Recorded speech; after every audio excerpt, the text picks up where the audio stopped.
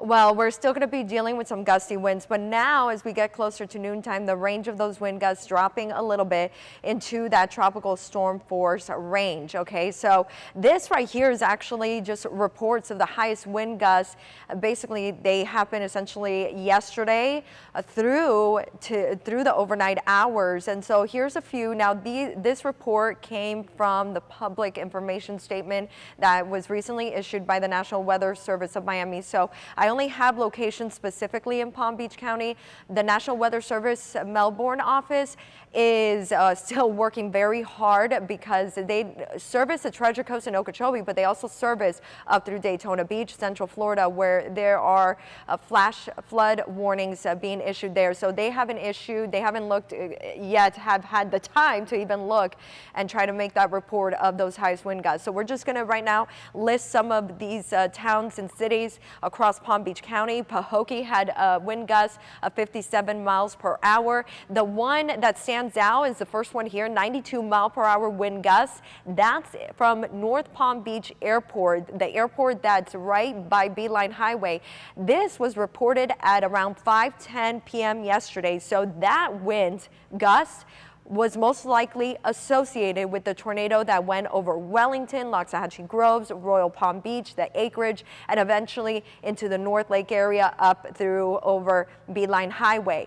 Also, Royal Palm Beach, close to 50-mile-per-hour wind gusts, and Jupiter Farms, close to 60-mile-per-hour wind gusts. So pretty impressive numbers. Right now, the gusts are ranging around 40 to even 60 miles per hour. So yeah, even though we're seeing these numbers drop off, Fort Pierce just jumped to 61 miles per hour. And so as we continue on throughout the day, we're still going to have those strong wind gusts. That's why we're still in those warnings. And it's until further notice. It really isn't until much later in the afternoon that they start to drop off. So with that said, you got to be careful, as officials are saying. Stay inside. Don't go out and about.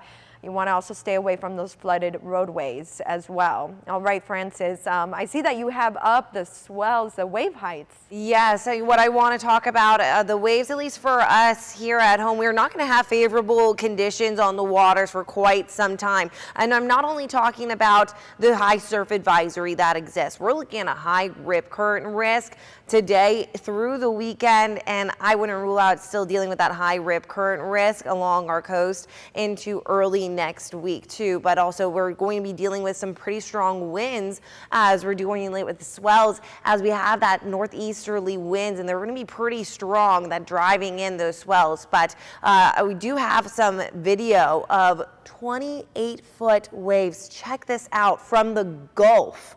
This is not on the Atlantic side. This is from the Gulf of Mexico. So this is absolutely incredible, but also devastating video, because my mind leads to they were dealing with storm surge at this point on the East Coast, in addition to heavy rainfall, and seeing intense waves of 28 feet.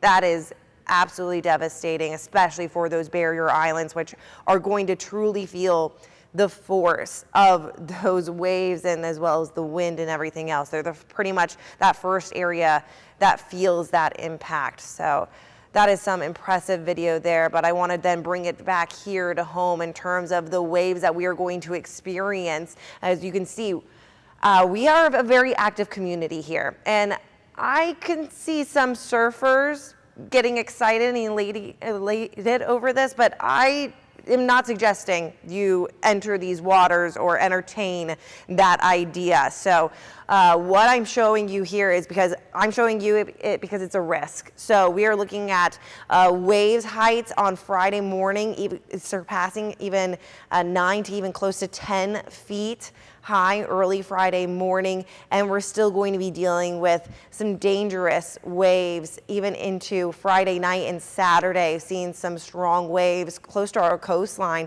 as high as 8 to even 9 feet high. So we're still going to be reeling from Milton, not just for today, but for tomorrow too, and still seeing that impact. I just quickly want to touch on some rainfall totals where Milton drove across the state. Saw rainfall totals about 12 to even 15 inches of rainfall. I know we do have some impressive totals throughout the Treasure Coast. In addition to the rainfall, we have some really strong winds today. So please ease into your day. Today is going to be a recovery and recoup day.